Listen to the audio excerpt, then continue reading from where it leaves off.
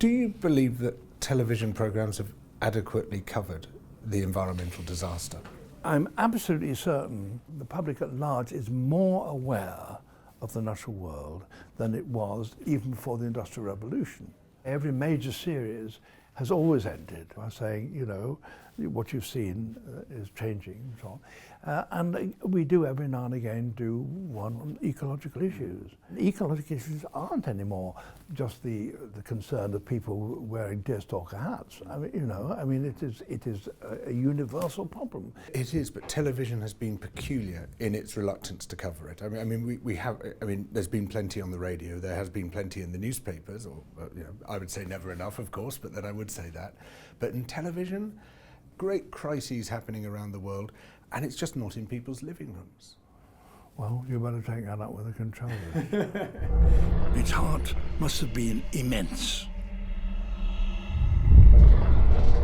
From our new detailed knowledge of the skeleton, John Hutchinson has calculated that it was more than 6 feet in circumference. I've seen the Titanosaur program, by the way. It's extraordinary. I mean, what an amazing beast. What is it with our fascination with dinosaurs? How have they tapped into our imagination to the extent? Interesting, isn't it? Why should appeal to children particularly? I think partly because it's one of the easiest subjects for a kid, or was it when I was a kid, for you to actually expose your parents that didn't know everything. Yes. You know, because you had just read a new cigarette card that had just come out, and there was a name there with a polysyllabic name your parents had never, or you've never heard of, you know. I mean, the other fascinating, extraordinary thing about you, which I think distinguishes you from a lot of other people of your age, is that you seem to become almost more fascinated by life as you get older. A lot of people shut down. Well, I don't know. I mean, I don't think I'm all that polymatic. I mean, I don't get thrilled by space, honestly. Nor do I, strangely. I suppose because there's nothing living there. Well, that's right. I mean, people say, wouldn't you love to go? I say, I'll go to the moon for 3 hours. I don't think I'm all that intellectually curious, inquisitive. But you developed your interest in environmental issues in recent years. That's not an interest. I wish I didn't have it. I wish there was no need to have it. That's not an interest, that's an obligation. Okay, you've developed the obligation, if you like. I mean, you've been far more prominent as an environmental voice in the past 20 years or so. And that's very simple, in that I've been in the BBC for all my working life, effectively, and you knew very well, right from the beginning, that you were in an exceedingly privileged position. And that if you said something, just because you were on this damned box, people thought it was true.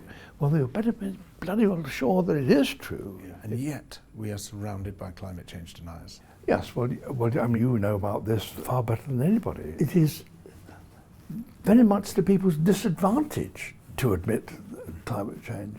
And if your entire income comes of it, and your entire business is then you have to say, I don't believe that, I don't believe. The temptation of doing that is huge. Is there a particular ecosystem which you feel saddest about?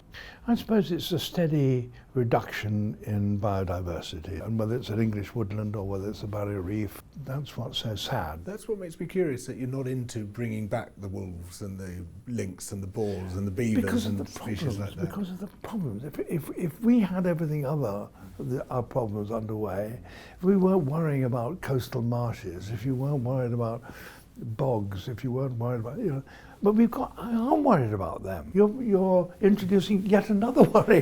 But don't you see them as solving some of our problems? I mean, when you think of trophic cascades, when you think I think of if you reduce the human population of the British Isles by about 2/3, then okay. I don't mind if a pack of wolves is somewhere or other. You've got great empty tracts of Scotland and the Cambrian Mountains.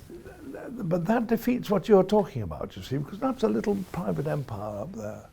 And once you allow human beings in there, all the problems will arise. You're just going to keep going on and on forever, aren't you? Oh, well, I mean, if you can, I mean, why would you not?